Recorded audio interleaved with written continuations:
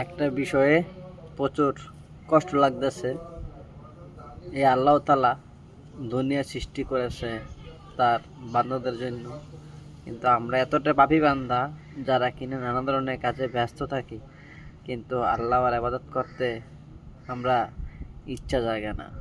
আমরা এমন এক পাপী বান্দা যারা কিনা প্রতিনিয়ত নানা অকারণে যুক্ত থাকে, কিন্তু আল্লাহর 5 ওয়াক্ত নামাজ পড়ার তৌফিক তাদের হয় না।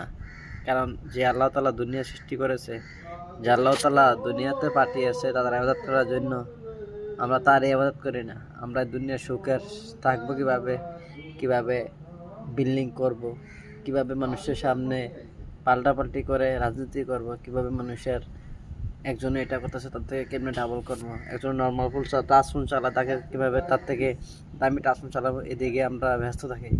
কিন্তু এই ক্ষণিকের দুনিয়া বাঁচবার পর দিন একটা চিন্তা করতে করতে চোখে জল এসে পড়লো, আজ আছি কাল নাও থাকতে পারি। আল্লাহ তাআলা আমাদের পাঠিয়েছে দুনিয়া আছে তার ইবাদত করার জন্য, আর আমরা কিনা নানা ধরনের কাজে যুক্ত হয়ে এই সময়গুলো ব্যয় করে দিচ্ছি। আল্লাহ সবাইকে হেদায়েত দান করুক। সবাই বলে আমিন।